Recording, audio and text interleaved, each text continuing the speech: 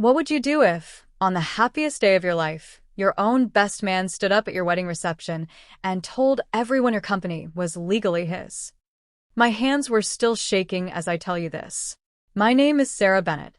I'm 29 years old, and just 6 months ago, I watched my dream wedding turn into a public nightmare in front of 150 guests. It was supposed to be perfect. David and I had planned every detail for months. The lakeside venue, the soft golden hour light, the string lights twinkling above the dance floor. I had finally married the man who supported me through every late night and every investor rejection. David, 30, calm, steady, the kind of partner who never made me choose between love and ambition. We were laughing, cutting the cake, and I genuinely believed nothing could ruin this day. Then my best man, Mike, tapped the microphone. Before we continue with this video, please like, subscribe, and turn on the notification bell for updates. Mike was 31, David's closest friend since college, and someone I had trusted like family. He had been there in the earliest, hardest days of my eco-packaging startup, Green Thread Solutions. He gave me advice, introduced me to a few contacts, and even helped with some initial paperwork when I was drowning in legal forms and barely sleeping. I thought he was my mentor. My brother from another mother, the guy who celebrated every small win with us. But that night, with a microphone in his hand and a cold smile on his face, Mike looked straight at me and said, "Before we continue the celebrations, there's something everyone here needs to know. Sarah's company, Green Thread Solutions, is legally mine. I own 51%. She built it on a foundation that was never really hers." The room went silent. Forks froze halfway to mouths. I felt the blood drain from my face. This wasn't a toast. This was a hostile takeover happening in real time on my wedding day. I kept thinking, this has to be a sick joke. But Mike wasn't laughing. He pulled out a folder of documents and started waving them like evidence in court. My stomach twisted.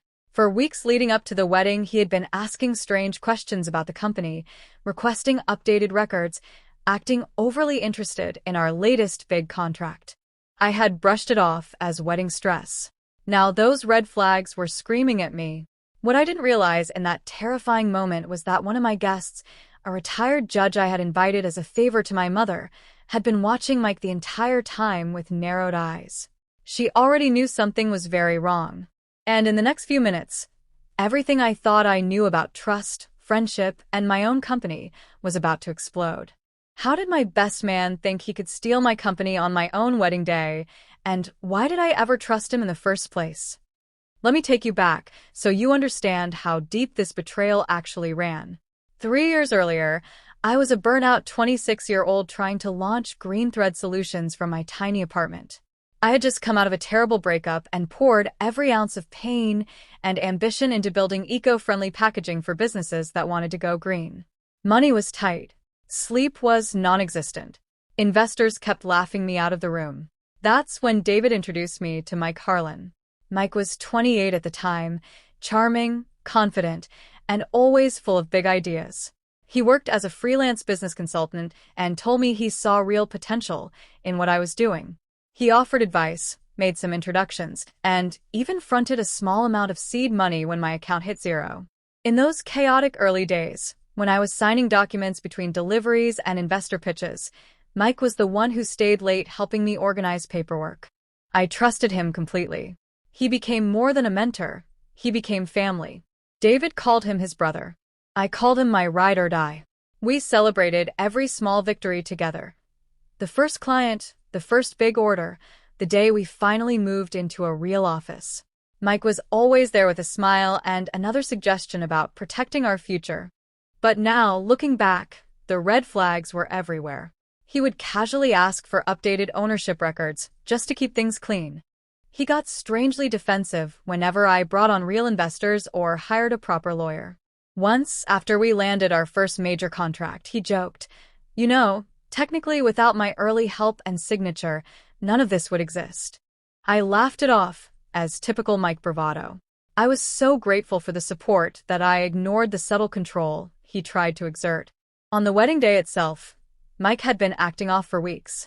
He kept pushing to see the latest financials, saying it was for the best man speech.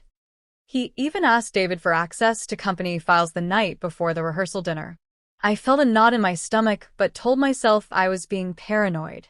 This was supposed to be the happiest day of my life, until Mike stood in front of everyone with that folder.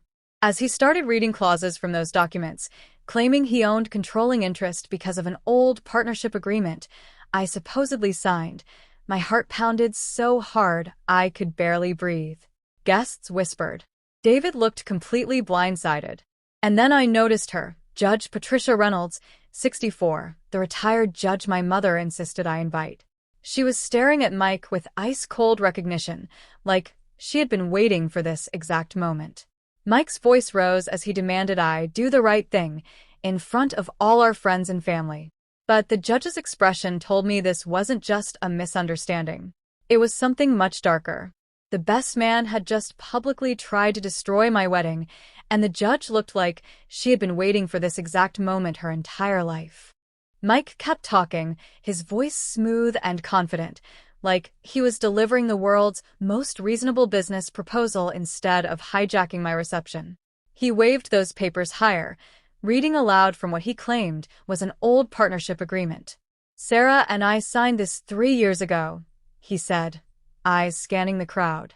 I provided the seed capital and the structure. 51% is mine by law. She built on my foundation. She just forgot to acknowledge it. The room erupted in murmurs. Some guests shifted uncomfortably in their chairs. A few of my distant relatives actually nodded like they felt sorry for him. David's face went pale. He gripped my hand so tight I could feel his pulse racing. I stood there in my wedding dress, cake knife still in my other hand, feeling like the ground had dropped out from under me. I finally found my voice. Mike, what the hell are you doing? It came out sharper than I meant, but the humiliation burned hot in my chest. This was supposed to be our night. My company, the one I had sacrificed sleep, relationships, and every spare dollar for, was being stripped away in front of everyone who mattered. Mike didn't flinch. Instead, he gave me that same charming smile I used to trust. Sarah, we can settle this quietly. Sign over the shares right now, and we'll keep it between us. No need to ruin the party. He even motioned for a waiter to bring a pen, like this was some casual contract signing over dessert. Security hovered nearby, but didn't move. He was the best man, after all. No one wanted to cause a scene except he already had. The emotional stakes hit me like a freight train. This wasn't just about money. It was my identity, my independence, the proof that I could build something real after every man in my past had doubted me.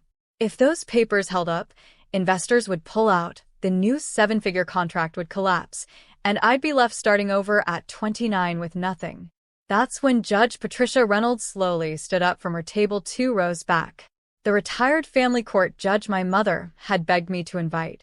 64 years old, sharp as ever, in a simple navy dress. She didn't raise her voice. She simply said, "May I see those documents, young man?" Mike's smile faltered for the first time. Just a flicker. Judge Reynolds stepped forward, took the papers, and scanned them under the string lights. The entire reception went dead quiet. Then she looked straight at Mike and said, "I've seen these exact signatures before, and they don't hold up in court." Gasps rippled through the crowd. My heart slammed against my ribs. But what she said next proved the betrayal went far deeper than any of us could have imagined. Judge Patricia Reynolds had just told my best man his documents were worthless, but the way her eyes locked on him made it clear this wasn't over. The entire reception hung on her next words. Mike tried to laugh it off, that same cocky chuckle I used to find charming. "Judge, with all due respect, this is a private matter between Sarah and me. We don't need to turn a wedding into a courtroom."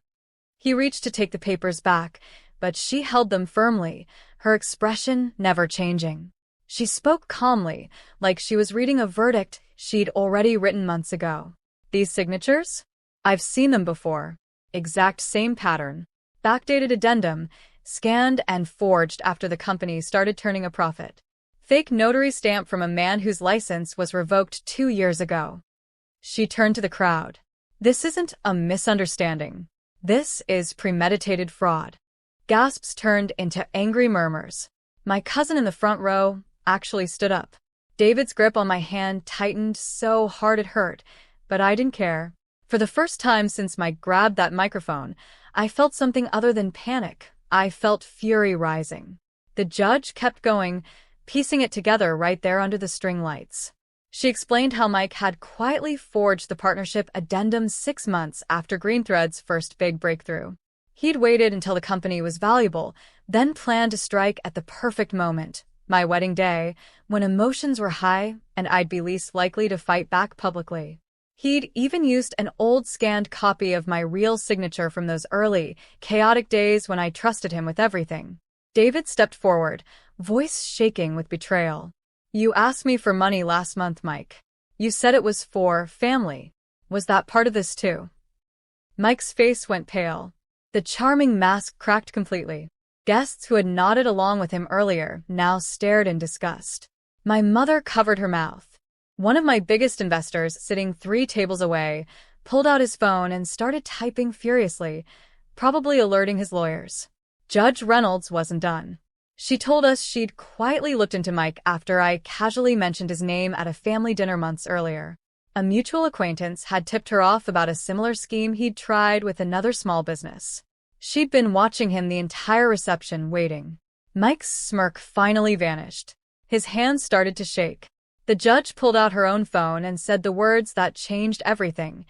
"These papers aren't just invalid. They're evidence of a crime. And I'm calling it in right now."